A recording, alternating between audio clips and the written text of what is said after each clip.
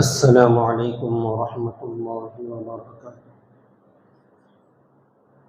الحمد للہ نحمده ونستعینه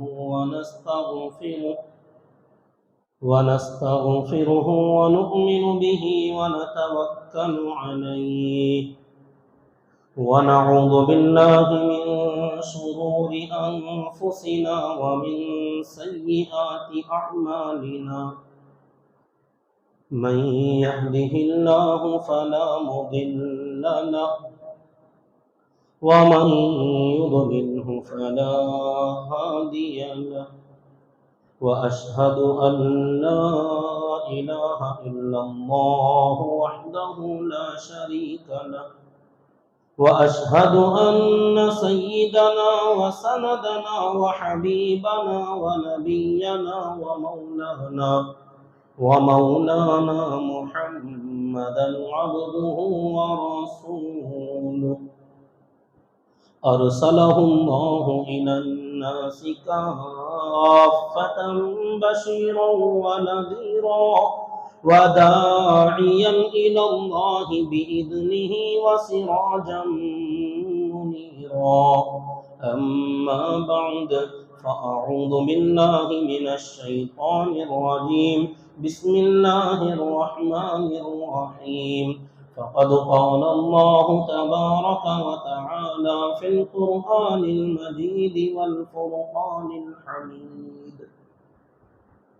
وما محمد إلا رسول قد خلت من قبله الرسل أفإن مات أو قتل انقلبتم على أعقابكم ومن ينقلب على عقبيه فلن يضر الله شيئا وسيجزي الله الشاكرين صدق الله العظيم وصدق رسوله النبي الكريم ونحن على ذلك لمن الشاهدين والشاكرين والحمد لله رب العالمين۔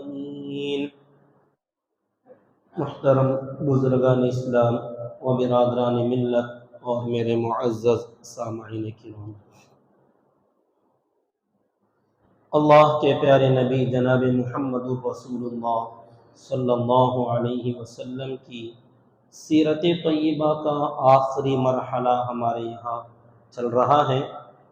الحمدللہ ایک طویل عرصے کے بعد سیرت پاک کا ایک سلسلہ تکمیل کو پہنچ رہا ہے، جیسا کہ گزشتہ جمعہ کچھ بات میں نے آقا کی وفات کے متعلق عرض کیا تھا، تمہید میں نے اس کو باندھا تھا کہ وفات النبی صلی اللہ علیہ وسلم کا واقعہ کیسے شروع ہوا۔ آج میں یہاں سے اس بات کو شروع کرنا چاہتا ہوں کہ اللہ تعالی نے ہمارے نبی پاک صلی اللہ علیہ وسلم کو آپ کی وفات کی خبر اللہ نے مختلف طریقوں سے آپ کو پہلے ہی دیا تھا۔ قرآن مجید میں اللہ تعالیٰ نے مختلف طریقوں سے آیتیں نازل فرما کر حضور کو یہ بات ذہن میں اللہ نے رکھا تھا کہ آپ کو بھی ایک نہ ایک دن انتقال فرمانا ہے۔ حضور سے زیادہ امت کو اور پوری امت میں سے خاص کر حضرات صحابہ کو اللہ تعالیٰ نے ذہنی طور پر سمجھایا تھا، تیار کیا تھا کہ اس نبی سے جن سے ہم نے اپنی جانوں سے زیادہ محبت کرنے کا حکم دیا ہے، نبی نے بھی وقتاً فوقتاً صحابہ سے مطالبہ کیا تھا کہ تم مجھ سے اتنی محبت کرو حتی اکون احب الیہ من والدہ وولدہ والناس اجمعین، کہ تم اپنے اہل و عیال، ماں باپ اور تمام انسانوں سے زیادہ بلکہ اپنی جانوں سے زیادہ مجھ سے محبت کرو۔ جب محبت میں اتنا سرشار کرایا گیا، محبت میں اتنا آگے صحابہ کو آنے کے لیے کہا گیا، پھر بتایا کہ ایک دن اس محبت سے تمہیں بچھڑنا بھی ہوگا. جس ذات سے تم اتنی محبت کرو گے یا تو تم بچھڑ جاؤ گے یا تم رہو گے، نبی دنیا سے پردہ فرما جائیں گے، انتقال کر جائیں گے. تو اس وقت میں اس غم کو جھیلنا، برداشت کرنا، اس کے لیے اللہ تعالی نے وقتاً فوقتاً درمیان میں اشارے دیے.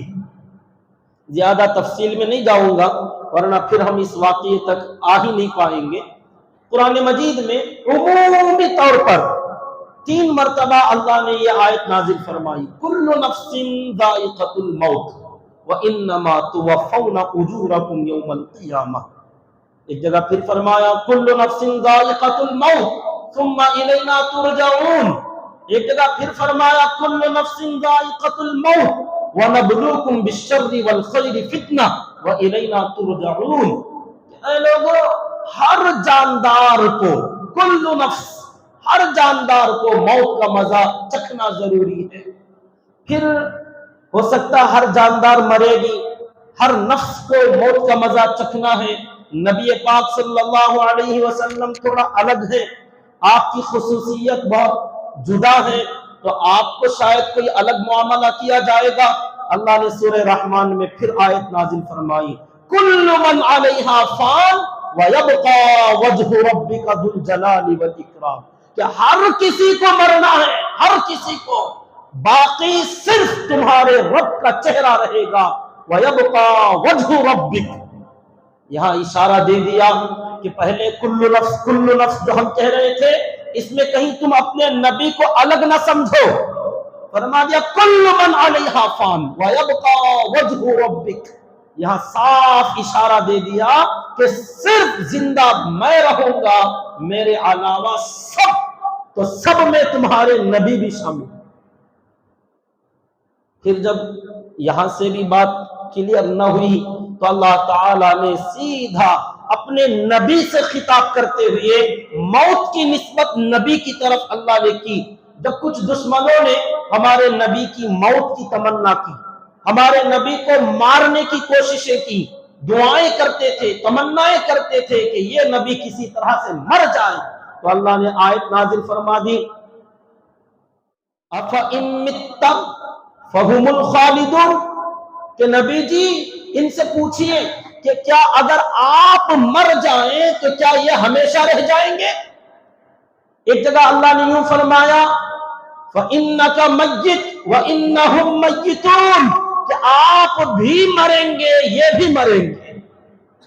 تو دھیرے دھیرے اللہ تعالیٰ نے، سوچئے، سٹپ بہ سٹپ اللہ تعالیٰ نے کل نفس ذائقۃ الموت کہا، کل من علیہا فان کہا، پھر آ کے یا فرمایا أَفَإِن مِتَّ فَهُمُ الْخَالِدُونَ. پھر فرمایا إِنَّكَ مَيِّتٌ وَإِنَّهُمْ مَيِّتُونَ. آپ کو بھی مرنا ہے، ان کو بھی مرنا ہے. فرمایا وَمَا جَعَلْنَا لِبَشَرٍ مِّن قَبْلِكَ الْخُلْدَ. نبی جی آپ سے پہلے ہم نے کسی بھی بشر کو ہمیشہ رہنے کے لیے ہم نے بنایا ہی نہیں. تو اس کے بعد وہ جملہ تھا أَفَإِن مِتَّ فَهُمُ الْخَالِدُونَ. تو مطلب آپ کو بھی موت کے پل سے گزرنا ہے، تو کیا آپ اگر گزر جائیں گے تو کیا یہ یوں ہی رہ جائیں گے؟ ان کو بھی تو مرنا ہے. تو پہلے انڈائریکٹ، پھر تھوڑا سا خاص، پھر تھوڑا سا خاص. اس کے آگے ایک واقعہ اللہ نے دنیا میں کو رونما کرایا، اور اس واقعے میں اپنے نبی کی موت کا ایک منظر اللہ نے پیش کر کے دکھایا. بہت پہلے، آپ کی وفات سے بھی 8 سال پہلے نبی کی وفات کا ایک غم کیسا ہوگا صحابہ کو اللہ نے پریکٹیکل کر کے دکھایا تھا. صحابہ بھول گئے اس کو، کیونکہ محبت جو اتنی زیادہ تھی، آیتوں کو بھول گئے. پڑھتے تھے، حافظ قرآن صحابہ تھے، نماز میں قرآن پڑھ رہے، تلاوت میں قرآن پڑھ رہے، آیتیں یاد ہیں، لیکن جس دن یہ واقعہ پیش آیا اس دن یہ تمام آیتیں صحابہ کو یاد نہ رہی. کیوں یاد نہ تھی؟ کا مطلب قرآن بھول نہیں گئے تھے، ذہن میں تازہ نہیں ہو رہی تھی کہ اللہ نے یہ بھی تو بولا تھا، اللہ نے یہ بھی تو بولا تھا، اللہ نے یوں سمجھایا تھا. کیونکہ محبت اس یادداشت پر غالب آ گئی تھی. نبی کا عشق جو تھا نا، یہ محبت، یہ جو یاد تھی قرآن کی آیتیں، اس یادداشت پر یہ محبت غالب آ گئی. انشاءاللہ بات آگے آئے گی، پتہ نہیں اسی جمعہ میں آئے گی یا اگلا جمعہ آئے گی. خیر، اللہ وہاں تک پہنچائے، ہمیں وقت میں برکت دے. ایک واقعہ جو سن 3 ہجری میں مدینہ آنے کے بعد 2 ہجری میں بدر کا واقعہ پیش آیا، فتح ہو گئی. اگلے سال کا وعدہ تھا کافروں کا کہ اگلے سال مقابلہ کریں گے.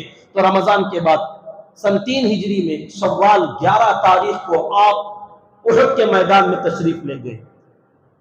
کامیابی ہوئی، فتح ہوئی، لیکن تھوڑی سی غلطی کی وجہ سے صحابہ جو جبل رومات پر جو رامی صحابہ کرام کھڑے کیے گئے تھے 50 تیر انداز، ان سے تھوڑی سی غلط فہمی ہوئی. تھوڑا سا آگے پیچھے جو معاملہ ہو گیا، جیتی ہوئی جنگ ہار اور شکست میں بدل گئی. اس موقع پر صحابہ آگے اور پیچھے دونوں طرف سے پس گئے. کفار دونوں طرف سے حملہ آور ہوئے. صحابہ جو غالب آ رہے تھے، اچانک شکست میں آنے کے بعد تقریباً ہوش و حواس اڑ گئے. لڑنے والے حیران ہو گئے، سوچ میں پڑ گئے کہ کیسے ہوا، ہم تو جیت رہے تھے، کافر بھاگ رہے تھے، یہ اچانک پیچھے سے حملہ کس نے کیا، کیسے کیا. جب تک سمجھتے تب تک 70 صحابہ شہید ہو گئے. بڑے بڑے صحابہ عجیب و غریب حالت میں تھے. اسی دوران اللہ کے نبی صلی اللہ علیہ وسلم کو صحابہ دھکیلتے ہوئے لے کے جا رہے تھے، پیچھے کی طرف حفاظت کرتے ہوئے. احد کی پہاڑی پر آپ کو چڑھا رہے تھے کہ آپ آگے چلیے، پیچھے چلیے، پیچھے چلیے. صحابہ کیونکہ دونوں طرف سے کفار نے جکڑ لیا تھا، تو صحابہ اللہ کے نبی کو لے کر پہاڑ کی طرف جا رہے تھے تو پتھروں کی بارش ہونے لگی. کافروں نے پتھر پھینکنے شروع کیے. ابن قمیہ ایک کافر تھا، اس نے ایک زور کا نشانہ لگایا، پتھر ایسا پھینکا کہ ہمارے نبی کے ڈائریکٹ پیشانی پر آ کر لگا. پیشانی مبارک زخمی ہوئی. آپ کو اس کا اثر اتنا ہوا کہ آپ وہاں سے نیچے گرے، آپ کا دانت مبارک شہید ہو گیا، پیشانی زخمی ہو گئی. جو لوہے کی خود آپ نے ٹوپی پہنی ہوئی تھی، اس کی کڑیاں جو لٹک رہی تھی، ایک کڑی پیشانی میں دھس گئی، اتنا اندر دھسی کہ آپ کی پیشانی سے خون رکتا نہیں تھا، بہ رہا تھا. بعد میں حضرت ابو طلحہ انصاری رضی اللہ تعالیٰ آئے اور انہوں نے اس خود کی کڑی کو نکالنا چاہا. کیسے نکالے؟ کوئی اوزار نہیں تھا، کوئی ہتھیار نہیں تھا. اپنے دانت سے نکالنا چاہا تو سامنے کے 4 دانت ابو طلحہ کے گر گئے رضی اللہ تعالی عنہ. کیا منظر تھا، کیسا وہ زخم لگا ہوگا. اسی دوران وہی ابن قمیہ آگے بڑھتا آیا، آگے بڑھتا آیا. جنہوں نے جھنڈا اٹھایا تھا میدان احد میں، حضرت مصعب ابن عمیر رضی اللہ تعالیٰ عنہ وہ جھنڈا تھامے ہوئے تھے. عام طور پر اس زمانے میں جھنڈا سردار کے ہاتھ میں ہوتا تھا، تو اس نے حضرت مصعب ابن عمیر رضی اللہ عنہ کو شہید کر دیا. جب وہ شہید ہو گئے تو ابن قمیہ نے سمجھا کہ یہی محمد ہے، تو اس نے اعلان کیا ان محمدن قد ماتا، ان محمدن قد ماتا، کہ میں نے محمد کو مار دیا، میں نے محمد کو مار دیا صلی اللہ علیہ وسلم. یہ سننا تھا، صحابہ کے قدموں کے نیچے زمین نکل گئی، عجیب سی حالت بن گئی. لڑنے والے تلوار چھوڑ کر کھڑے ہو گئے، کچھ لوگ بھاگنے لگے. کچھ منافقوں نے اعلان کیا، ارے جس نبی کے لیے لڑتے تھے وہ جب نبی ہی نہیں رہے تو واپس اپنے دین کی طرف آ جاؤ، پرانے دین پر چلے جاتے ہیں. منافقوں نے کہا چلو ابو سفیان کے پاس جا کر معافی مانگ لیں گے، ہم ان کے ساتھ مل جاتے ہیں. نبی ہی نہیں رہے تو کس کے لیے لڑیں گے. حضرت علی رضی اللہ تعالیٰ عنہ بڑا عجیب حال تھا. کہتے جیسے یہ خبر میں نے سنی، کیونکہ حضرت علی بہت آگے چلے گئے تھے، یہ معاملہ پیچھے ہو رہا تھا کہ نبی جہاں تھے حضرت علی بہت دور نکل گئے تھے. حیدر کرار لڑتے لڑتے آگے چلے گئے، پیچھے نبی کا یہ حال ہوا. خبر نبی کی پہنچی کہ نبی شہید ہو گئے، نبی کا انتقال ہو گیا. حضرت علی کہتے مجھ سے برداشت نہیں ہوا، پیچھے پلٹ کر آیا. تو آنے کے بعد میں نے سب سے پہلے زندوں میں دیکھا کہ جتنے صحابہ موجود لوگ ہیں، نبی کہیں ہے، نبی پر نظر نہ پڑی تو میں نے سمجھا شاید نبی سچ میں شہید ہو گئے۔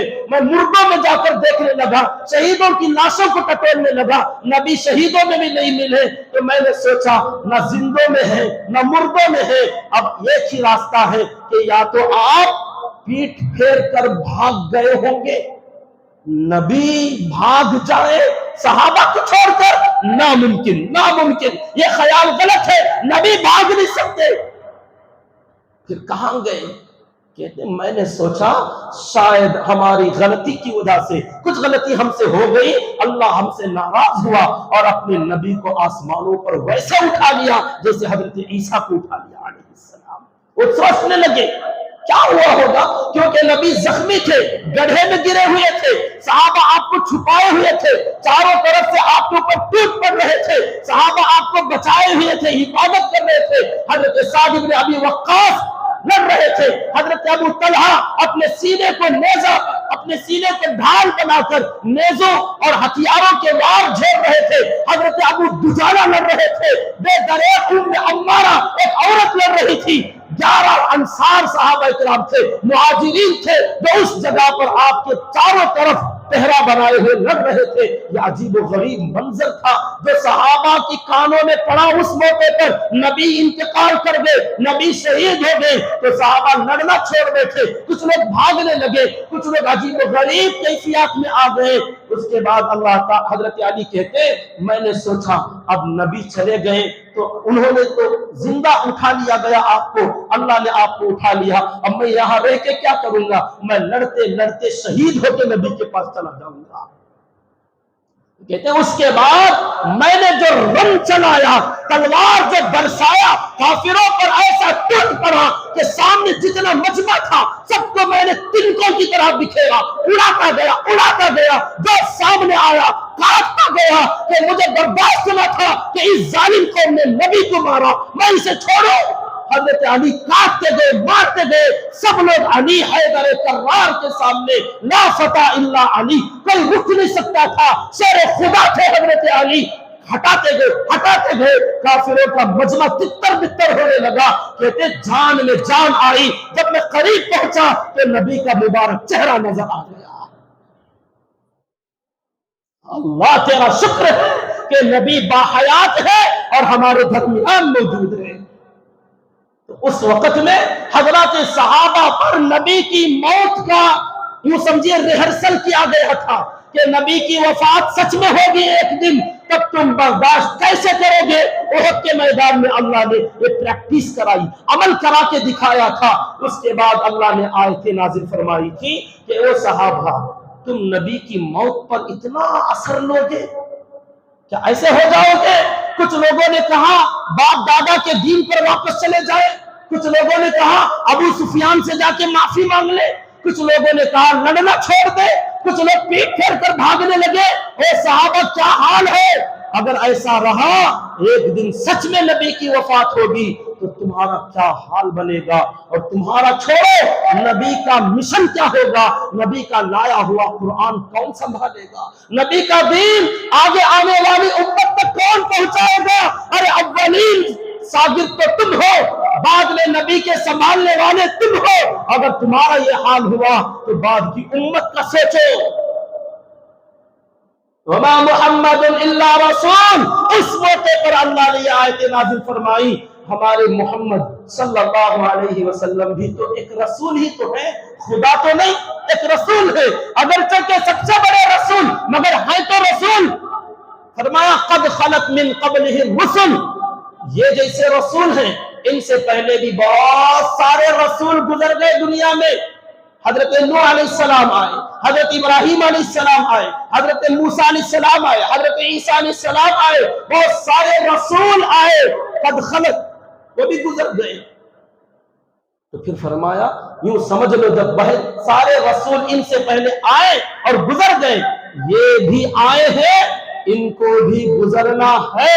پھر فرمایا افا ان مات او قتل، اگر یہ نبی ہمارے فطری موت مر جائیں یا آپ کو جیسے ابھی اعلان ہوا تھا کسی دن آپ کو شہید کر دیا جائے گا، انقلبتم علی اعقابکم، تو کیا صحابہ تم اپنے پیٹ پھیر کر واپس پرانے دین پر چلے جاؤ گے؟ جیسے آج ہوا، آئندہ اگر سچ میں یہ واقعہ ہوا، انقلبتم علی اعقابکم، کیا تم پرانے دین پر چلے جاؤ گے؟ نبی کا دین چھوڑ دو گے؟ سنو، آئندہ اگر ایسا تم نے کیا، وَمَن يَنْقَلِبْ عَلَىٰ عَقِبَيْهِ، جو کوئی پیٹ پھیر کر پرانے راستے پر چلا جائے گا، فَلَن يَضُرَّ اللَّهَ شَيْئًا، نہ اللہ کا کوئی نقصان، نہ اللہ کے دین کا کوئی نقصان ہوگا، وَسَيَجْزِي اللَّهُ الشَّاكِرِينَ، ہاں نقصان تمہارا ہوگا جو اس دین پر نبی کے جانے کے بعد بھی جمع رہے گا، وہ شکر گزار بندے ہوں گے، اللہ ایسے شاکرین کو بہترین بدلہ دے گا۔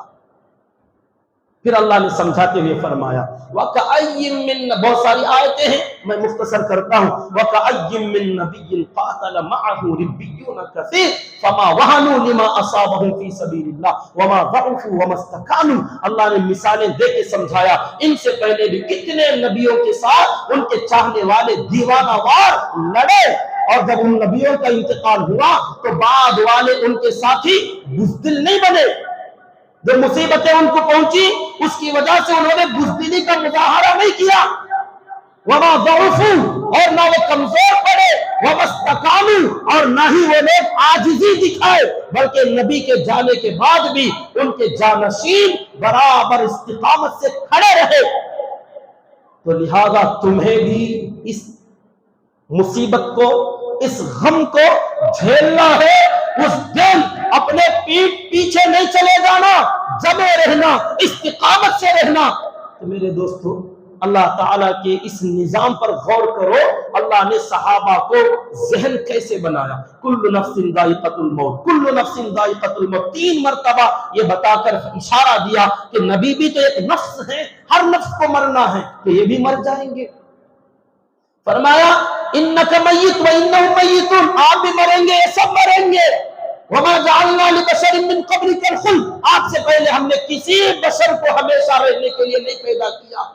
افإن مت فهم الخالدون، تو ڈائریکٹ اللہ تعالیٰ نے نبی کی موت کا تذکرہ قرآن میں جگہ جگہ کیا، کئی مرتبہ کیا، اور یہاں تو ایک واقعہ کرا کر، نبی کی موت کی خبر پھیلا کر، اس وقت میں جو صحابہ کا حال بنا تھا اس حال کو آئندہ ایسا نہ ہونے پائے اللہ نے دلاسا دیا، سنبھالا اور تیار کیا کہ بہت بعد میں ایک نہ ایک دن یہ واقعہ سچ میں ہونے والا ہے، اس دن اس طریقے سے حال نہیں ہونا چاہیے۔ تو بہرحال یہ تمام وہ واقعات تھے، یہ وہ آیتیں تھیں جو اللہ نے ہمارے نبی کی وفات کی خبر خود نبی کو بھی دیا، صحابہ کو بھی دیا۔ اب آئیے قریب زمانے میں ہمارے نبی پاک صلی اللہ علیہ وسلم کا انتقال کا وقت جتنا قریب آتا گیا، اللہ نے سیدھے صاف اشارے دینا شروع کیا۔ لوگ پوچھتے ہیں کیا مرنے والے کو مرنے سے پہلے کوئی اشارہ ملتا ہے؟ ہاں ملتا ہے، مگر نہ مرنے والا سمجھتا ہے نہ دیکھنے والا سمجھتا ہے۔ سب کو دھوکا لگتا ہے کہ نہیں، ایسا تو دنیا میں بہت بار ہوا، کئی مرتبہ ہوا، ایکسیڈنٹ اس سے پہلے بھی ہوا تھا، 2-3 بار ہوا، بچ گئے تھے، اس مرتبہ بھی بچ جائیں گے۔ ہارٹ اٹیک اس سے پہلے 2 بار 3 بار ہوا، سرجری بھی اچھے ہو گئے، اس مرتبہ بھی بچ جائیں گے۔ بہت ساری ایسی اشارے اللہ دیتے رہتے ہیں۔ ہر ہچکی جو آتی ہیں بندہ سمجھتا ہچکیاں کتنے بار نہیں لگے، ہچکیاں آتی ہیں چلی جاتی ہیں، انہی میں سے ایک ہچکی آخری ہوتی ہے جس میں آدمی مر جاتا ہے، لیکن اشارہ سمجھتا نہیں۔ اور روزانہ جو اشارہ ملتا ہے، اللہ نے 24ویں پارے میں سورہ زمر کے اندر بتلایا، اللہ یتوفی الانفس حین موتها، کہ اللہ کی ذات تو وہ ہے جو ہر جاندار کی روح قبض کرتے ہیں روزانہ جب وہ جاندار سوتا ہے۔ ہر زندہ آدمی، ہر زندہ مخلوق جب سوتی ہے، اللہ نے فرمایا یتوفی الانفس حین موتها، جب وہ مرتے ہیں تو اس وقت میں تو پورا قبضہ کر لیتے، لے لیتے ہیں، واللتی لم تمت، اور جس کی موت نہیں آتی، فی منامها، سوتے وقت میں ان کی روح اللہ قبض کر لیتے ہیں۔ فَيُمْسِكُ الَّتِي قَضَى عَلَيْهَا الْمَوْتَ وَيُرْسِلُ الْأُخْرَى إِلَىٰ أَجَلٍ مُّسَمًّى، ہر ہمیشہ سوتے وقت میں ہر سونے والے کی روح جسم سے نکل جاتی ہے، صرف تھوڑا سا علاقہ جسم کا روح کے ساتھ باقی رہتا ہے، جس کی وجہ سے سویا ہوا آدمی سانس لیتا رہتا ہے، تھوڑا سا علاقہ، باقی مرا ہوا سویا ہوا دونوں سیم سیم۔ النوم اخت الموت، نیند موت کی بہن ہے۔ اس کو بات کرو سنتا نہیں، اس کو بات کرو سنتا نہیں، ہاں اس کو تھوڑا جگاؤ تو جگ جاتا ہے، مگر مرا ہوا جگتا نہیں، بس اتنا سا فرق۔ اللہ فرماتے اسی نیند کی حالت میں جس کا وقت پورا ہو جاتا ہے، سوئے ہوئے کو ہم موت دے دیتے ہیں، اور جس کی موت ابھی نہیں آتی یرسل الاخری، تو دوسرے جو ابھی باقی ہیں ان کی روحوں کو واپس بھیجتے ہیں۔ مگر یہ نظام کب تک چلتا ہے؟ الی اجل مسمی، ایک وقت فکس ہے سب کا، اس وقت تک یہ سسٹم روزانہ۔ تو اس میں کیا مطلب ہوا؟ ہر دن کا سونا مرنے کا اشارہ ہے۔ نبی نے دعا سکھائی تھی، کہو اللہم بسمک اموت و احیا، اے اللہ تیرا نام لے کے مر رہا ہوں، اگر تو اٹھائے گا تو اٹھوں گا ورنہ آ جاؤں گا۔ مگر پڑھتا کون ہے؟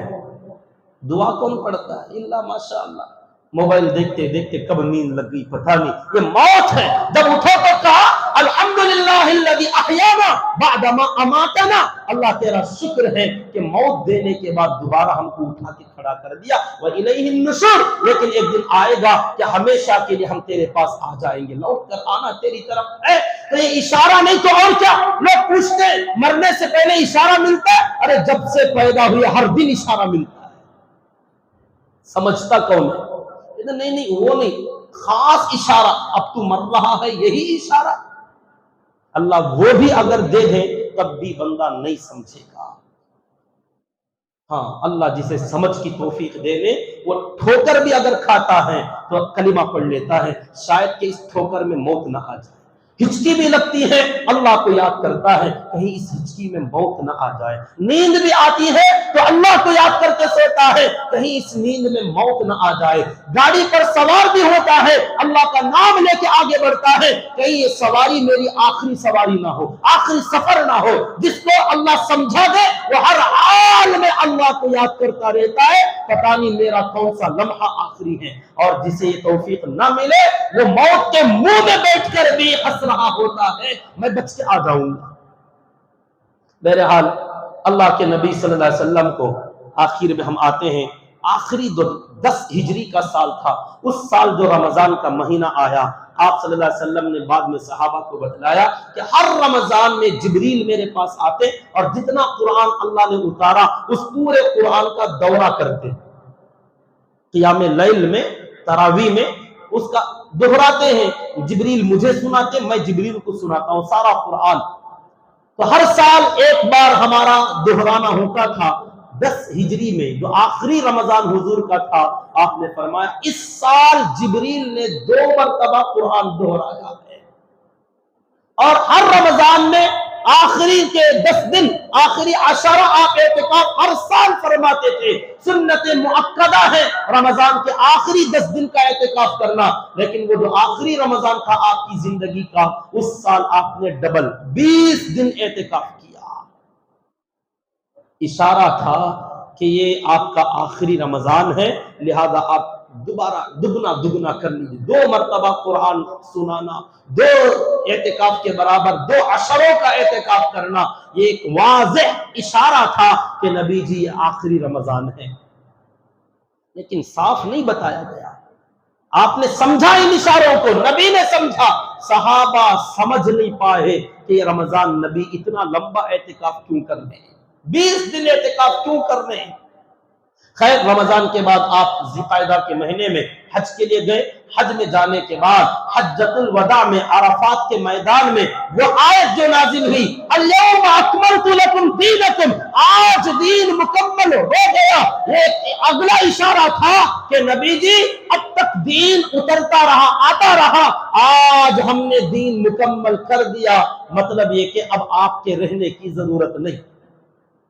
یہ ایک اور اشارہ تھا، نبی نے قربانیاں کی تو 100 اونٹ لے کر گئے تھے، 63 اونٹ آپ نے قربان کیے، بعد میں آپ تھک گئے چھوڑ دیا، اشارہ تھا کہ آپ کی عمر کے زندگی کے جو سال ہے وہ 63 ہی ہیں. آپ کی عمر اس وقت میں 63 سال ہی تھی, آپ نے 63 ہی ذبح کیے. اس کا مطلب تھا اگلا سال آپ نہیں ہیں, لیکن ثواب چاہیے تو حضرت علی سے باقی اونٹ ذبح کروا دیا. اشارہ تھا کہ یہ آخری سال ہے. اس کے بعد آپ جگہ جگہ صحابہ سے کہتے رہے کہ خذوا عنی مناسککم, کہ مجھ سے اپنے حج کے مسائل سیکھ لو, معلوم کر لو, ہو سکتا ہے اگلے بار میرا تمہارا ایسا اکٹھا ہونا شاید ممکن نہیں. آپ نے یہ بھی اشارہ دیا تھا. اور اسی موقع پر سورہ نصر اذا جاء نصر اللہ والفتح نازل ہوئی. اس کے اندر اللہ نے آخر میں فرمایا فسبح بحمد ربک واستغفر. نبی جی تسبیح بیان کیجئے, استغفار کیجئے, آپ توبہ اللہ کرتے رہیے, اللہ کی طرف زیادہ رجوع کیجئے. ویسے تو آپ ہمیشہ اللہ کی طرف رجوع ہی ہیں, دن رات اللہ کی طرف متوجہ, لیکن اللہ نے اسپیشل طریقے سے فرمایا دین مکمل ہو گیا, اب آپ کے آنے کا وقت ہے ہمارے پاس, تو دین میں فوج در فوج لوگ داخل ہونے لگیں گے, تو واپسی کی تیاری. سبح بحمد ربک واستغفر, تسبیح کیجئے, استغفار کیجئے. یہ واپسی کا اشارہ تھا. اللہ نے بتایا نبی کو اور صحابہ کو کہ یہ آخری دن چل رہے ہیں, آپ حج سے واپس آ رہے تھے. غدیر خم تالاب میں خطبہ جو آپ نے دیا, وہاں پر بھی آپ نے فرمایا میں بھی ایک بشر ہوں تمہاری طرح, تو میں بھی پتہ نہیں میرے پاس کب کوئی بلانے والا آ جائے اور میں چلا جاؤں گا. تو نبی نے وہاں بھی اشارہ دیا کہ میں دنیا سے جانے والا ہوں. اندازہ لگائیے قرآن میں اور نبی کے واقعات میں کتنی جگہ اشارہ صحابہ کو دیا گیا, مگر کیا کریں, ان اشاروں کو سمجھنے کے لیے محبت آڑے آ رہی تھی. صحابہ کی محبت اتنی زیادہ تھی, وہ سن رہے تھے, مطلب سمجھ رہے تھے, لیکن وہ منظر سامنے نہیں آ رہا تھا کہ نبی کا جنازہ آئے گا اور ہم آپ کے جسم مبارک پر مٹی ڈال کر آپ کو دفن کریں گے. یہ ان کے ذہنوں میں نہیں آ پا رہا تھا. حج سے واپسی ہوئی, مکہ مکرمہ سے واپس مدینہ تشریف لے آئے, تو یہاں آنے کے بعد ذی الحجہ کا مہینہ ختم, اگلا سال 11 ہجری کا سال جو شروع ہوا, ماہ محرم ماہ سفر 2 ہی مہینے آپ کے پاس باقی تھے. تو اسی سفر کے مہینے کے شروعات میں ایک دن آقا احد کے میدان کو تشریف لے گئے. احد کے میدان میں جہاں وہ 70 صحابہ, جس میں حضرت مصعب بن عمیر, عبداللہ حضرت جابر کے والد, حضرت عمرو بن جموح, سید الشہداء حضرت حمزہ رضی اللہ تعالی عنہ دفن ہیں, اس احد کے میدان میں تشریف لے گئے. 8 سال کے بعد آپ نے ایک مرتبہ پھر جنازے کی نماز پڑھی. یہ ان کا خصوصی معاملہ تھا. گویا کہ آپ اشارہ دے رہے تھے احد کے صحابہ کو کہ میں جب بھی موقع ملتا یہاں آتا تھا, تمہارے لیے دعا استغفار کرتا تھا. یہ میں آج نماز پڑھ رہا ہوں آپ کے جنازے کی, مطلب کہ یہ میرا آخری ملاقات کا وقت ہے, اس کے بعد دوبارہ دیکھنے یہاں میں نہیں آؤں گا. احد کے میدان میں شہداء احد کے لیے آپ نے دعائیں کی, جنازے کی نماز دوبارہ پڑھی آپ نے. یہ ان کا خاصہ تھا, ان کے لیے اسپیشل معاملہ تھا جو اللہ تعالیٰ نے آپ سے کروایا. وہاں سے واپس تشریف لائے, مسجد نبوی میں ممبر پر تشریف فرما ہوئے اور ایک بڑا عجیب سا خطبہ دیا. صحابہ سے فرمایا کہ لوگوں, صحابہ کہتے ہیں آپ ان دنوں میں بہت زیادہ اللہ کی طرف رجوع تھے, بہت زیادہ ذکر تسبیح اللہ سے لو لگائے ہوئے. آپ نے منبر پر تشریف فرما ہو کر یوں فرمایا کہ سب سے پہلے تو احد کے شہداء کے لیے دعائیں دیں, ان کی مغفرت کی دعائیں کی. پھر فرمایا لوگوں, میں تم لوگوں سے ارتداد کا خوف نہیں کرتا کہ تم میرے بعد دین چھوڑ دو گے, مرتد ہو جاؤ گے. مجھے تم سے اس کا ڈر نہیں ہے, مجھے اطمینان ہے اللہ کی ذات سے کہ تم میرے بعد بھی اس دین پر ویسے ہی باقی رہو گے, مجھے اس کا ڈر نہیں ہے. مگر مجھے ڈر ہے تو اس بات کا کہ میرے بعد تمہارے اوپر دنیا کھول دی جائے گی, فتوحات ہوں گے، خزانے آنے لگیں گے، تو تم ایک دوسرے سے آگے بڑھنے کی فکر میں، مال دولت جمع کرنے کی فکر میں پڑ جاؤ گے۔ ایک اور روایت میں ہے، آپ نے فرمایا ہو سکتا ہے تم اسی فکر میں ایک دوسرے کو قتل کرنے لگ جاؤ گے۔ مجھے اس کا ڈر ضرور ہے کہ میرے بعد آپس میں لڑنے لگو گے، آپس میں قتل و قتال کرنے لگو گے، مال دولت زیادہ آ جائے گی تو تم اس کی چکر میں تنافس کا شکار ہو جاؤ گے۔ ہاں تم دین چھوڑ دو گے، اس کا مجھے ڈر نہیں ہے۔ اب بہت ساری جو ضروری باتیں تھیں آپ نے ارشاد فرمائی، واپس تشریف لے گئے اپنے گھر۔ سفر کا مہینہ تھا، آخری ایام تھے، ماہ سفر کے آخری دن، شاید جمعرات کا دن تھا یا بدھ چہارشنبے کا دن تھا۔ شاید اسی وجہ سے لوگوں میں وہ عقیدہ، وہ بدعت مشہور ہے، آخری چہارشنبہ، سفر کے مہینے کے آخری چہارشنبے کو لوگ جو ہریالی کھندلنے جاتے ہیں، ہمارے علاقوں میں مشہور ہے کہ باغوں میں جاتے ہیں، کھلیانوں کھیتوں میں جاتے ہیں اور جا کے ہریالی میں پکنک منا کے آتے ہیں۔ آپ اس کی حقیقت کو سمجھو، یہ سفر کا آخری دن تھا، پتہ نہیں وہ دن کون سا تھا، ہو سکتا چہارشنبہ ہو یا جمعرات، کیونکہ روایتیں بہت مختلف ہیں۔ ہمارے نبی پاک صلی اللہ علیہ وسلم اس کے بعد بیمار پڑے، لوگ کہتے ہیں آخری چہارشنبے کو ہمارے نبی اچھے ہو گئے تھے، غلط بات پھیلائی۔ ہمارے نبی کی بیماری کا دن شروع ہوا سفر کے مہینے کی آخری تاریخ کو۔ اس سے سفر کے مہینے کو منحوس بھی نہ سمجھو، برا بھی مت سمجھو، غلط بھی مت سمجھو، کیونکہ اگر سفر کا مہینہ بیماری شروع ہونے کی وجہ سے منحوس ہے تو پھر اس سے زیادہ منحوس تو ربیع الاول کا مہینہ ہوگا جس میں نبی کا انتقال ہوگا۔ سمجھ لیں؟ تو انتقال سے کم چیز ہے بیمار ہونا، تو بیماری شروع ہو گئی اس لیے سفر کا مہینہ منحوس۔ اگر سفر کا مہینہ اس لیے منحوس ہے تو میں نے کہا جس مہینے میں انتقال ہوا وہ کون سا تھا؟ ربیع الاول۔ تاریخ ہو سکتی ہے 9 یا 12 جو مشہور ہے، دن پیر کا دن، تو یہ کتنا منحوس ہوگا؟ حالانکہ منحوس نہ یہ ہے نہ وہ ہے، منحوس کچھ نہیں، مقدر ہے سب۔ اللہ تعالیٰ نے طے فرما دیا تھا جس وقت میں، جس مہینے میں، جس گھڑی میں جو ہونا تھا وہ ہوگا، وہ ہوا ہے، وہ ہو کر رہے گا، منحوس کچھ نہیں۔ سارے کا سارا زمانہ، سارا وقت اللہ کا بنایا ہوا ہے، جس کو بھی اللہ نے بنایا منحوس نہیں ہے۔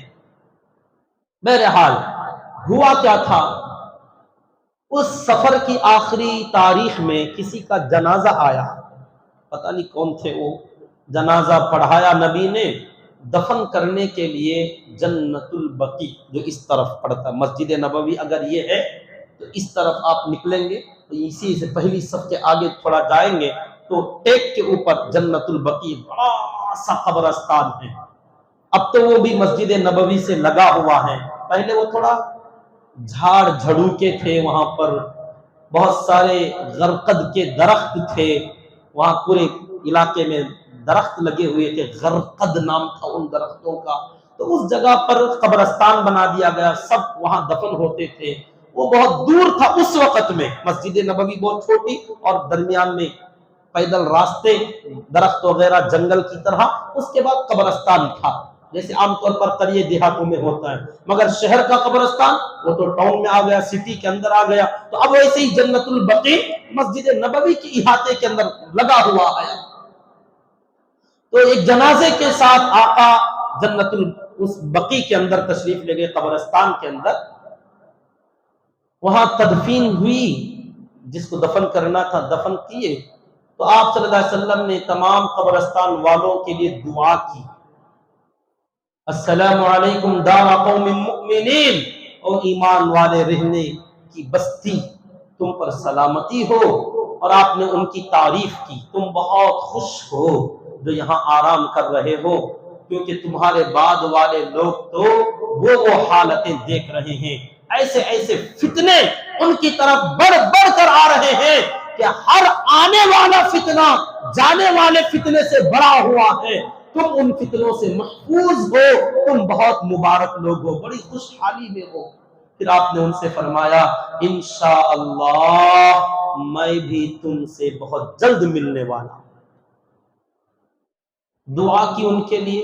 گویا بقی والوں کے لیے بھی آقا کا آخری سلام تھا، آخری دیدار تھا، ملاقات تھی کہ یہ میں آخری بار جیسے احد کے پاس گئے تھے میدان احد میں، ویسے یہاں جنت البقیع میں تشریف لے گئے. تمام صحابہ کرام کی ارواحوں کو قبرستان میں آپ نے سلام کیا اور ان سے دعائیں دی اور ان کو خوشخبری سنائی کہ میں جسم کے ساتھ یہاں جو آ رہا ہوں یہ آخری ہے، اس کے بعد میں بھی وہیں آؤں گا جہاں تم ہو، یعنی ہماری ملاقات اب روحانی ہوگی. وہاں سے آپ واپس اپنے گھر تشریف لائے. اب یہ دن وہی جمعرات کا تھا یا چہارشنبے کا دن تھا، سفر کی آخری تاریخ کی، ماہ سفر کی. حضرت ام المؤمنین عائشہ صدیقہ رضی اللہ تعالی عنہا کے گھر میں آپ کا وقت گزارنا تھا، کیونکہ آپ کی جو بیویاں تھیں ازواج مطہرات، ہر بیوی کے پاس آپ ایک دن ایک رات رہتے تھے. آپ نے پہلے سے تقسیم کر دیا تھا باری باری، آج یہاں، کل یہاں، پرسوں یہاں، نمبر وار ایک راؤنڈ پورا ہو جاتا تو پھر ہر دن آپ ایک ایک بیوی کے یہاں. یہ ہے عدل، یہ ہے انصاف. اللہ نے شرط رکھی ہے کہ اگر تم انصاف کر سکو تو بیوی بڑھا سکتے ہو، اگر انصاف نہیں کر سکتے فواحدہ، ایک پر بس کرو، ایک سے دو نہ بناؤ. جو بیویوں میں عدل اور انصاف نہیں کر سکتا اسے بیویاں زیادہ رکھنے کی بھی اجازت رب نے نہیں دی. اور فرمایا اگر تم ایک بیوی پر بھی انصاف کے ساتھ معاملہ نہیں کر سکتے تو تمہارے جیسے ظالموں کو ایک بیوی سے بھی نکاح نہ کرنا چاہیے، ایک بھی نہیں. بلکہ ہاں باندیاں تھیں تو باندیوں سے گزارا کر لیا کرو، جس زمانے میں تھی اس زمانے میں. اس زمانے میں باندیاں نہیں ہیں. ایک بیوی پر تم ظلم کرو گے تو اللہ کے نبی نے فرمایا روزے رکھ کر شہوت کنٹرول کر لینا، بیوی کو لا کے ظلم مت کرنا. عدل کر سکتے ہو، ایک سے دو، دو سے تین، چار تک اجازت ہے. کب؟ جبکہ ایسا انصاف نفقے میں، سکنا میں، معاملات میں، تقسیم میں، ہر لائن میں تم ان کو برابر برابر باندھ سکو. بہرحال آقا کا یہ معاملہ تھا، ہر دن ہر رات ایک ایک بیوی کے یہاں گزارتے. تو اس دن حضرت عائشہ رضی اللہ تعالی عنہا کے گھر کی باری تھی، آپ یہاں تشریف لائے.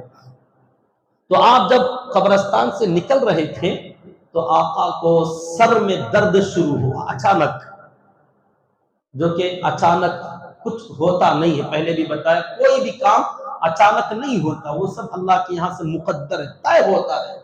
آقا کو سر کا درد ہونے لگا. پہلی مرتبہ سفر کی آخری تاریخ، جنت البقیع قبرستان، دعا وغیرہ سے فارغ واپس آنے لگے. دھیرے دھیرے سر میں درد ہونے لگا اور وہ درد ایسا بڑھتا گیا، ایسا بڑھتا گیا. گھر آتے آتے آتے آتے سر مبارک پھٹنے لگا. جو ہم کہتے ہیں سر درد کی وجہ سے ایسا لگتا ہے جیسے پھٹ جائے گا.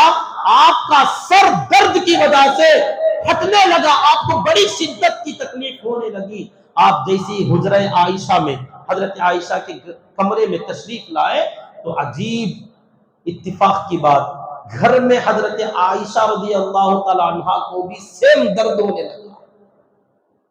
ان کو بھی سر میں درد. بیوی سر پکڑ کے بیٹھی تھیں، دبا رہی تھیں، رو رہی، تھوڑا غم کا اظہار کر رہی تھی اور کہہ رہی تھی وا رأسا وا رأسا. یہ عرب کا درد اور وجع کے موقع پر جب کوئی درد ہونے لگے تو اس موقع پر اس طریقے کے جملے بولتے ہیں، ہائے رے میرا سر، ہائے میرا سر. جو ہم بولتے ہیں تو ان کے یہاں بولا جاتا تھا وا رأسا وا رأسا، ہائے میرا سر، ہائے میرا سر پھٹا جا رہا ہے. حضرت عائشہ کے زبان سے مبارک سے نکل رہے تھے رضی اللہ تعالی عنہ. حضور تشریف لائے تو کیا سنا؟ حضرت عائشہ یہ کہہ رہی میرا سر، میرا سر. تو آقا نے فرمایا بل انا وا رأسا، بل انا و رأسا عائشہ، بلکہ بات یہ ہے کہ میرا سر پھٹا جا رہا ہے، مجھے بڑی تکلیف ہو رہی ہے۔ دونوں سر درد میں شامل۔ یہاں اندازہ لگائیے آقا کی تکلیف کا حال کیا ہوا ہوگا۔ لیکن جب دیکھا کہ اپنی چہیتی بیوی، اپنی لاڈلی بیوی درد سے کراہ رہی ہے، تڑپ رہی ہے، وارثا کہہ رہی ہے، تو آقا نے اشارہ دیا، عائشہ تم سے زیادہ تکلیف مجھے ہو رہی ہے، مجھے بہت زیادہ تکلیف محسوس ہو رہی ہے۔ تو انہوں نے پھر کہا میرا سر بھی پھٹا جا رہا ہے۔ تو آقا نے اس تکلیف کے عالم میں بھی بیوی کا حق ادا کرنا چاہا۔ کیسا حق؟ دل جوئی کا، دل لگی کا، محبت کا۔ تکلیف کے باوجود آقا نے ایک مزاح کیا، بیوی سے دل لگی کی بات کی۔ فرمایا اے عائشہ کیا ہی اچھا ہے اس درد میں تم مر جاؤ۔ میاں بیوی کا معاملہ ہے۔ عائشہ سر پھٹ رہا ہے، کیا اچھا ہوگا اگر اس تکلیف میں تمہیں موت آ جائے؟ تو بیوی ہیں ایک دم سے پلٹ کے دیکھنے لگی کہ میری موت کی بات کر رہے ہیں آپ؟ تو آپ نے فرمایا ارے سوچو تو صحیح کیا ہوگا اگر تم مر جاؤ گی، میں تو رہوں گا، تو میں تمہیں غسل دوں گا، میں کفن پہناؤں گا، میں جنازہ تیرا پڑھوں گا، اپنے ہاتھوں سے دفن کروں گا۔ عائشہ تیری مغفرت کی دعا تیرا نبی کرے گا۔ کیا پسند نہیں ہے؟ اگر مر جاؤ، حالانکہ نبی کو اشارہ ملا تھا کہ عائشہ سے پہلے آپ جانے والے ہیں، رضی اللہ تعالی عنہ وارضا۔ اللہم صلی علی سیدنا محمد وعلی آل سیدنا مولانا محمد وبارک وسلم۔ لیکن اس غم کے باوجود، اس درد کے باوجود میاں بیوی کا رشتہ کیا ہونا چاہیے، تعلق کیسا ہونا چاہیے؟ ہنسی مزاح۔ ایک نبی ہو کر مرض وفات میں مبتلا ہو کر بیوی سے یوں مذاق کر رہے ہیں، اندازہ لگائیے نارمل وقت میں کیسے رہتے ہوں گے۔ آپ نے یہ باتیں کہیں، ادھر سے بیوی کا بھی رپلے تھا، جواب دینے لگی، کہنے لگی ہاں ہاں سب کریں گے، آپ تو غسل بھی دیں گے، کفن بھی دیں گے، جنازہ بھی پڑھائیں گے، دفن بھی کر دیں گے، نتیجے میں میرا کمرہ خالی ہوگا تو رات میں ہی کوئی دوسری بیوی آ جائے گی یہاں، آپ کو کیا ہے، جانے والی تو میں ہوں، آپ تو مزے سے رہیں گے۔ میاں بیوی کی تعلقات کی بات کر رہا ہوں میں۔ نبی نے یوں چھیڑا تو انہوں نے یوں اس کا رپلے کیا، آپ کو کیا فرق پڑے گا، ہم تو جائیں گے، مر جائیں گے، آپ دفن کر دیں گے، دعا کر دیں گے، مٹی ڈال دیں گے، ختم۔ لیکن رات میں ہی آپ کسی دوسری بیوی کو میرا گھر دے دیں گے، وہاں اس کے ساتھ آپ یہاں سو جائیں گے۔ تو آپ نے یہ سن کر مسکرایا، عائشہ کیا ہونے والا ہے سوچ کیا رہی ہو، بہت جلد تم ایسا غم دیکھو گی۔ یہ جو مسکراہٹ ہے یہ آخری جانے والے کی مسکراہٹ ہے، دیکھ لینا۔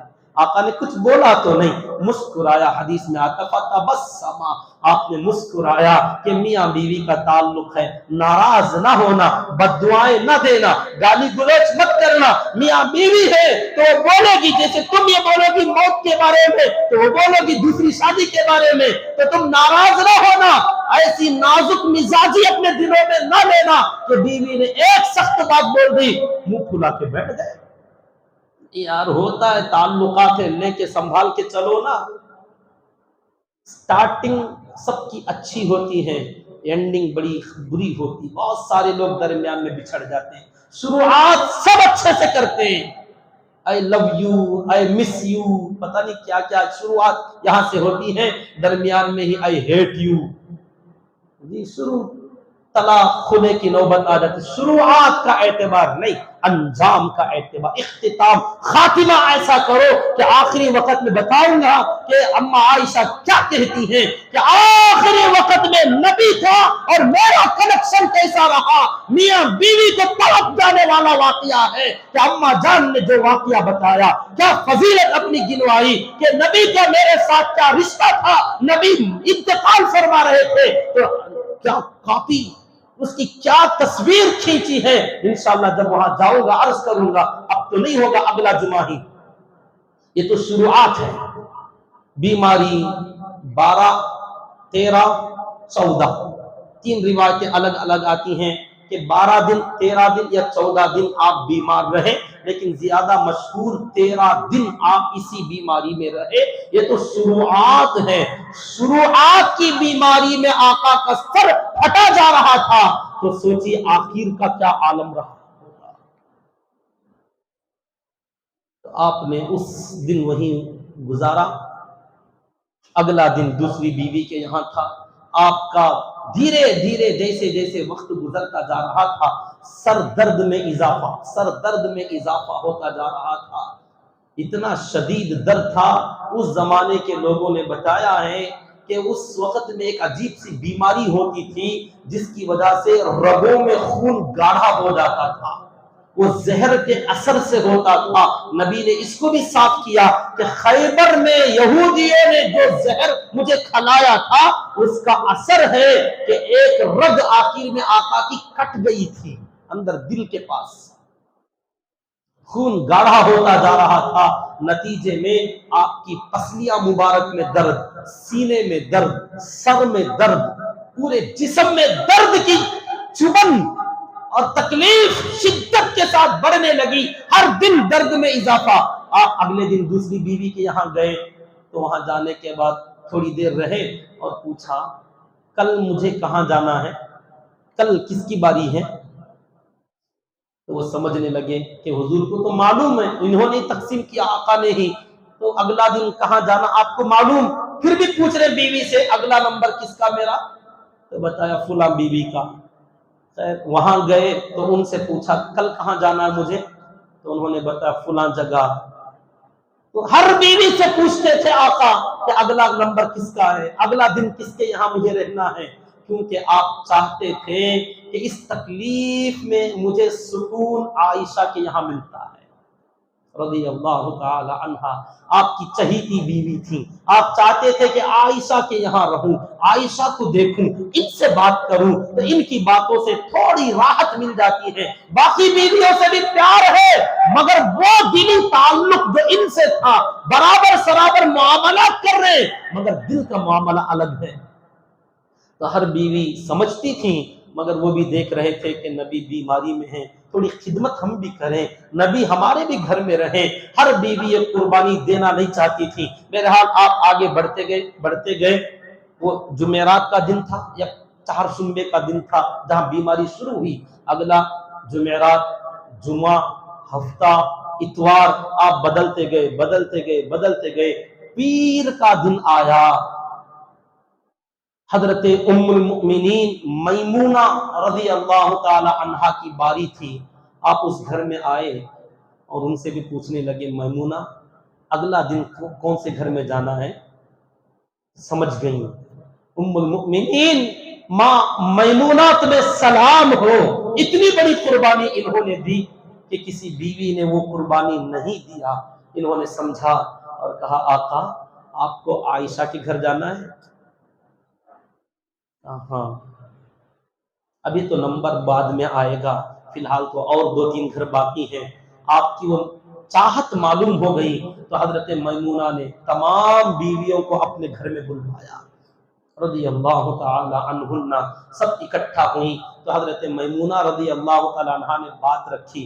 آقا ہر ایک سے پوچھتے تھے کہ اگلا نمبر کس کا، اگلا کس کا، تو میں نے پوچھ لیا آپ کہاں جانا چاہتے ہیں، تو بتایا عائشہ کے یہاں۔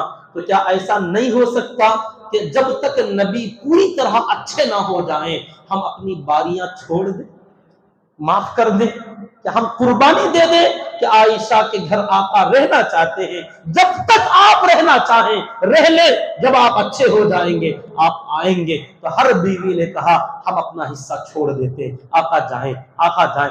میمونہ پتہ نہیں کتنے دن کے بعد نمبر آیا تھا، اس دن انہوں نے کہا آقا جائیے، میری اجازت ہے، میری باری میں معاف کرتی ہوں، آپ جائیے عائشہ کے یہاں۔ تو آپ نے اپنے چچیرے بھائی حضرت فضل بن عباس، جو میں نے بتایا تھا حج کے موقع پر ایام نہر میں پیچھے بیٹھے ہوئے نوجوان لڑکا تھا، ایک نوجوان عورت کو دیکھ رہے تھے، وہی فضل بن عباس کو بلایا اور حضرت علی کو بلایا، دونوں کے کندھوں پر ہاتھ رکھا۔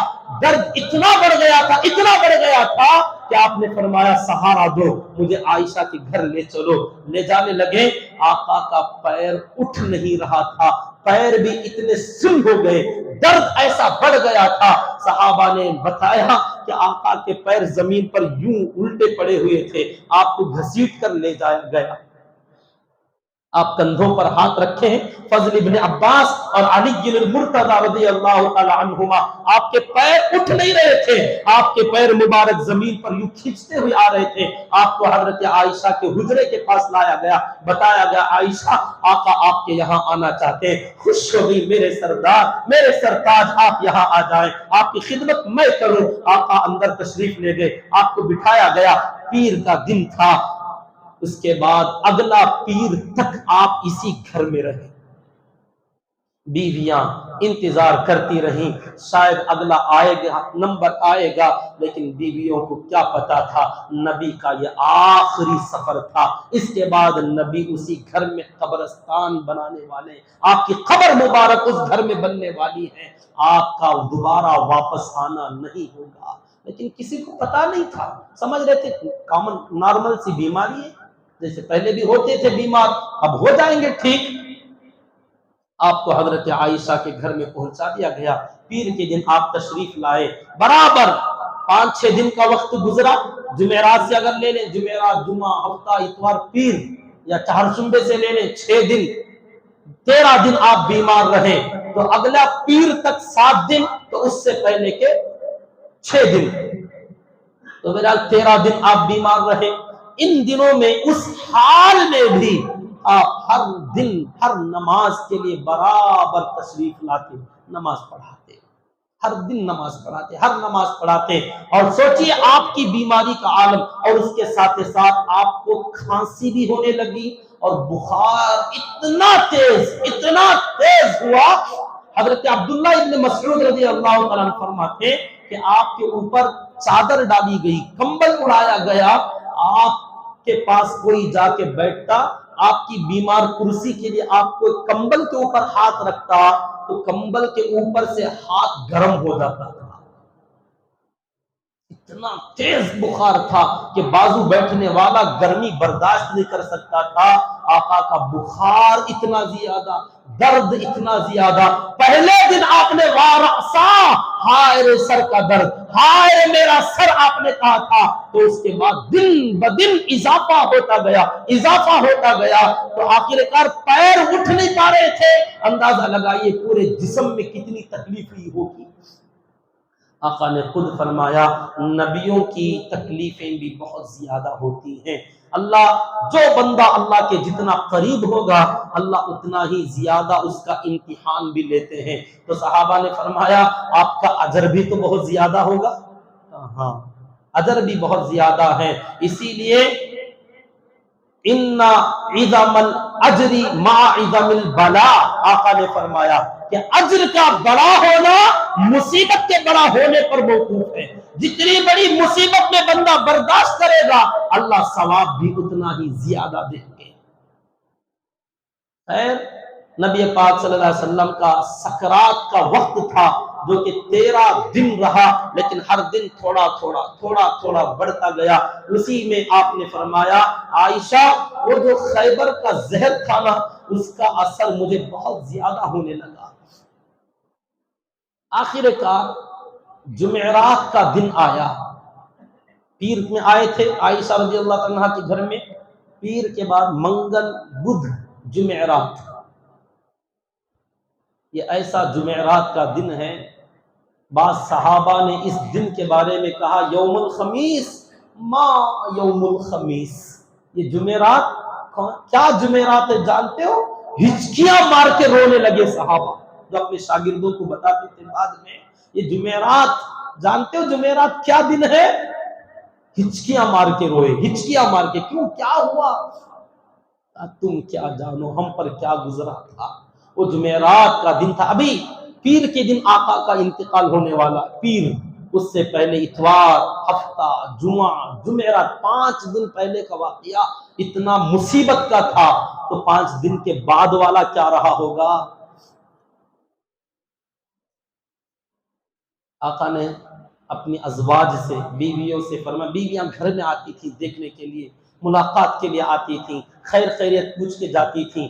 ام المؤمنین حضرت عائشہ رضی اللہ تعالیٰ عنہ کہتی ہیں نبی نے ہمیں ایک طریقہ سکھایا تھا، جب تم میں سے کوئی بخار میں یا کسی اور بیماری میں مبتلا ہو جائے تو معوذتین پڑھا کرو، قل اعوذ برب الفلق، قل اعوذ برب الناس، تین تین مرتبہ پڑھو، ہاتھوں پر دم کرو، جہاں تک ہاتھ جائے وہاں تک پھیر لو، اس کی برکت سے شفا ملے گی۔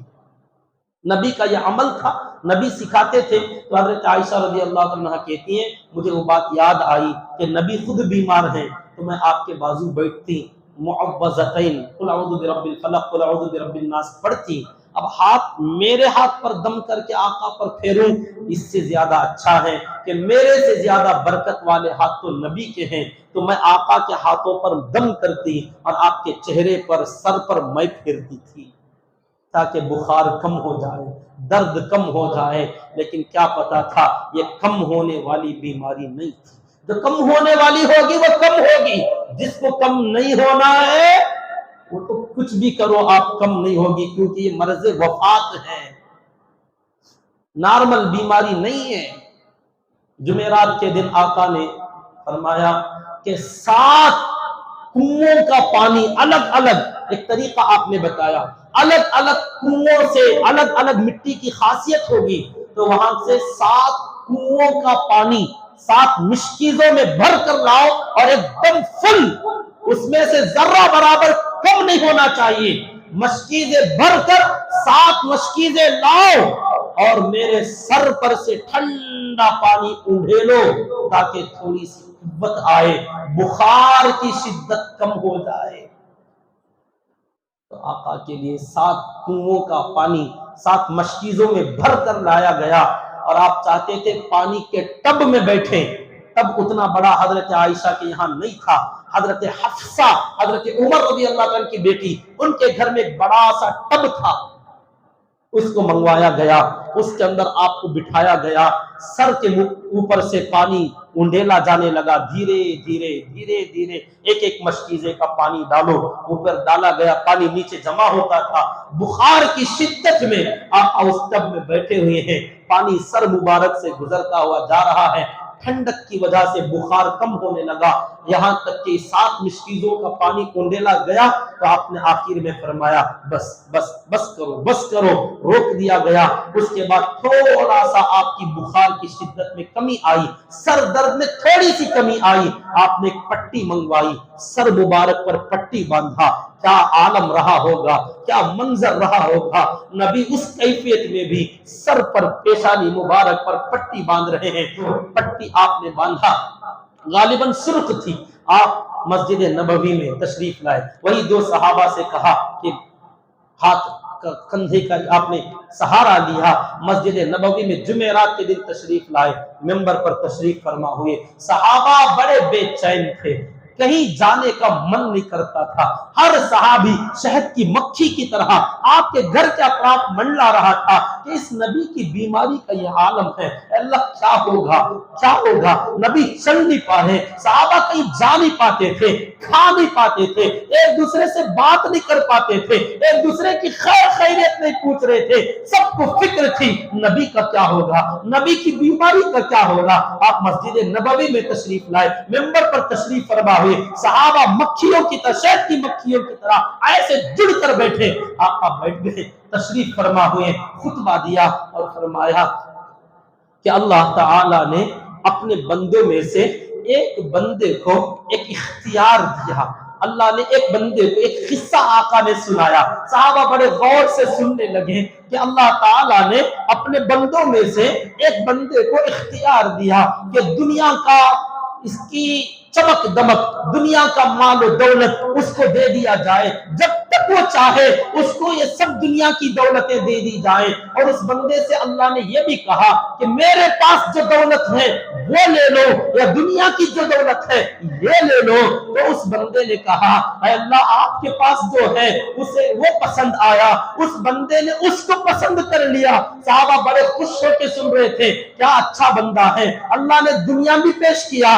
آخرت بھی پیش کیا، اس بندے نے اللہ کے پاس جو دولت ہے اس کو پسند کیا۔ صحابہ خوش ہو کے قصہ سننے لگے۔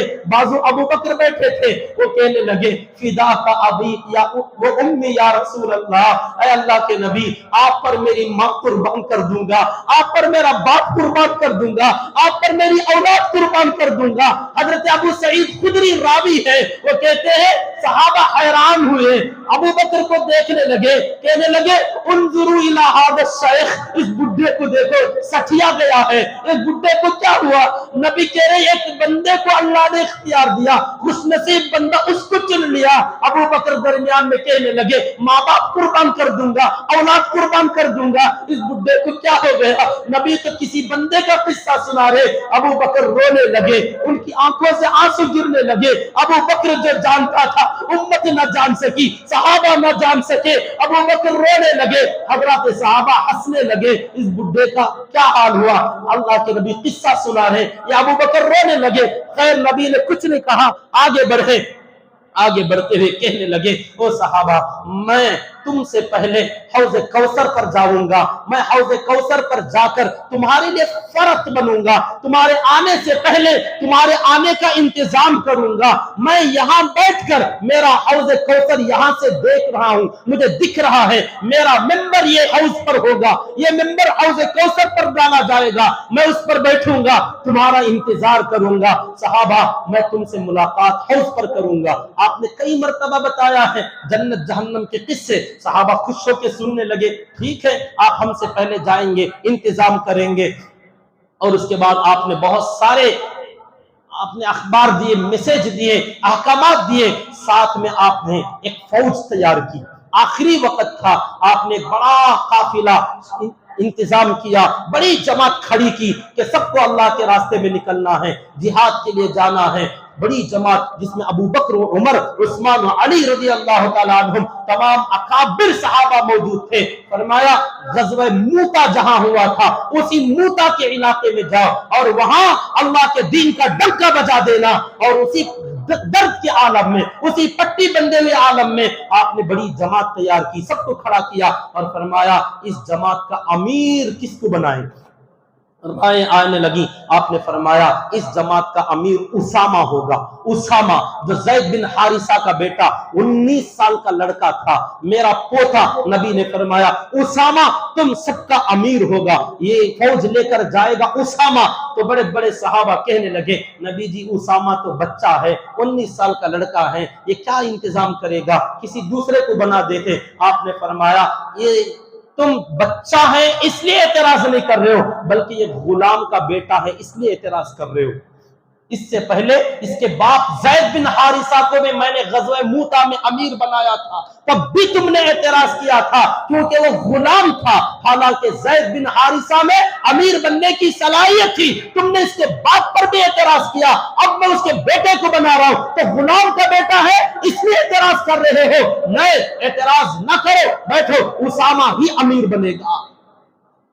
آقا نے 19 سال کے بچے کو امیر بنایا اور فرمایا نکلو، آپ نے اپنے ہاتھ سے جھنڈا بنایا، لیوا دیا، جھنڈا دیا، لے جاؤ، اور بڑی جماعت تشکیل کر کے آپ نے روانہ کیا۔ صحابہ کی جماعت چاہتی نہیں تھی کہ نبی سر پر پٹی باندھے ہوئے ہیں، بیماری کے عالم میں ہیں، پیر زمین پر رک نہیں رہے ہیں، نبی کا پتہ نہیں کیا ہوگا، ہم جلے جائیں گے تو آقا کو دیکھ بھالی کون کرے گا۔ صحابہ مدینے سے باہر نکلے مگر ایک جگہ ٹہرا دیا، کہنے لگے نبی سے مل لیتے ہیں، دیکھ کر آتے ہیں، ایک بار اور مل لیتے ہیں۔ بڑے بڑے صحابہ مدینہ پھر واپس آئے، حضرت اسامہ پھر واپس آئے، کچھ ضروریات تھے، کام کاج تھے، ان کو کیا پتا تھا کہ نبی سے ملاقاتیں کیا ہو رہی ہیں۔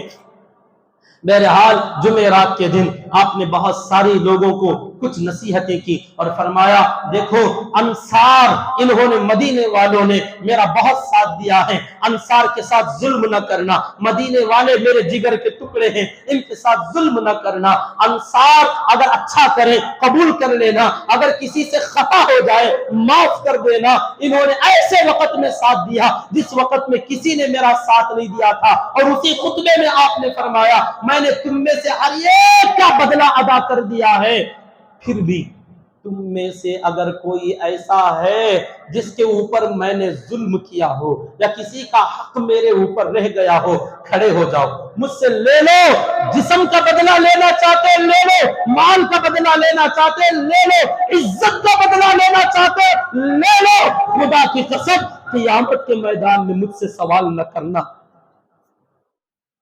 جس نبی کے ذریعے دین آیا، جس نبی نے سمجھایا، اس نبی کو قیامت کا سوال کا اتنا ڈر ہے، کہا میری امت قیامت میں پکڑنا نہیں، قیامت میں نہ پوچھنا مجھے یہ دینا تھا، میرے ساتھ یہ ظلم ہوا تھا، ابھی اعلان کر رہا ہوں جس کو لینا دینا ہے پوچھ لو ابھی۔ ایک آدمی کھڑے ہوئے کہنے لگے نبی جی 3 درہم میرے آپ کی طرف ہیں، قرض لیا تھا آپ نے اب تک نہیں دیا۔ تو آپ نے فرمایا اچھا دینا ہے تو دوں گا، مگر پہلے یہ تو بتاؤ لیا کب تھا، کیوں لیا تھا؟ یاد نہیں آ رہا ہے، میں ادا نہیں کیا تو کیوں نہیں کیا، بتا تو کب لیا تھا؟ تو انہوں نے بتایا آپ نے ایک مرتبہ ایک مانگنے والا آیا تھا اور اس نے کہا تھا کچھ دے دو، آپ نے فرمایا میرے پاس تو کچھ نہیں، مگر ساتھیوں سے پوچھا کسی کے پاس کچھ ہو تو دو، تو کسی کے پاس نہیں تھا، میرے پاس 3 درہم تھے، میں نے کہا یہ ہیں، قرض دے دو بعد میں دے دوں گا، آپ نے ادا نہیں کیا، وہ قرض لے کر آپ نے مانگنے والے کو دیا تھا۔ آقا نے فرمایا اچھا کیا جو یاد دلایا، ہاں یاد آ گیا، ذہن سے بات نکل گئی تھی۔ آپ نے فرمایا اس قرض کو ادا کرنے کا انتظام فی الحال میرے پاس نہیں ہے، 3 درہم نہیں دے سکتا۔ اپنے چچیرے بھائی فضل سے کہا بیٹا فضل تمہارے پاس کچھ ہے تو دے دو، کہا ہاں میرے پاس ہے، ان سے لیا، تم تو میرے گھر والے ہو، اپنا معاملہ ہے، تم ان کا قرضہ چکا دو، ادا کرا دیا۔ نبی کو آخری وقت میں 3 درہم کے قرض کی ادائیگی کی فکر ہے، جو آج امت ہزاروں ہزار لے کے دینا بھول جاتی ہے، کیا ہوگا کبھی سوچا؟ نبی نے اس کو معمولی نہیں سمجھا۔ میرے حال وقت طویل ہو چکا، اس خطبے کو بعد میں رکھیں گے۔ اس کے بعد 5 دن بڑے کٹھن تھے، یہی وہ جمعرات تھا جس کی مغرب کی نماز آخری نبی نے امت کو پڑھایا تھا، اس کے بعد نبی نے کوئی نماز امت کو نہیں پڑھایا، یہی جمعرات کی مغرب کی نماز تھی، جس نماز میں آقا نے سورہ مرسلات پڑھا تھا۔ صحابہ کو یاد رہ گیا کہ کون سی نماز تھی، کیا پڑھایا تھا، نبی نے آخر میں کیا معاملہ کیا، اپنے بعد جو کٹھن مرحلہ وفات کا تھا ان 5 دنوں میں جو گزرا، پڑھتے پڑھتے آنسو نکل جاتے ہیں، دل ساتھ نہیں دیتا۔ ان صحابہ کی تکلیف کو دیکھ کے برداشت ہو جاتا ہے کہ انہوں نے کیسے جھیلا ہوگا نبی کے بچھڑنے کا غم۔ بیٹی فاطمہ بھی تو تھی، حسنین بھی تو تھے، انہوں نے کیسے جھیلا ہوگا؟ یہ ساری ملاقاتیں رہ رہ کے یاد آتی ہیں، اور آخر میں میرا اور آپ کا اس امت کا اپنے نبی کے ساتھ جو برتاؤ آج ہو رہا ہے یہ یاد آتا ہے، بڑا عجیب لگتا ہے، نبی کیسے ملے تھے، امت کیا بن گئی۔ بہرحال اگلا جمعہ انشاءاللہ ضرور ضرور آخر تک پہنچنے کی کوشش کروں گا۔ اللہ تعالیٰ سے دعا کریں کہ اللہ رب العزت ہم تمام کی طرف سے اپنے لاڈلے نبی کو اپنی شایان شان اللہ بدلہ عطا فرمائے، اور آپ کے بعد جن صحابہ نے آپ کی وراثت کو سنبھالا، آپ کے دین کو جنہوں نے سنبھالا، اللہ ان پر کروڑوں رحمتیں نازل فرمائے۔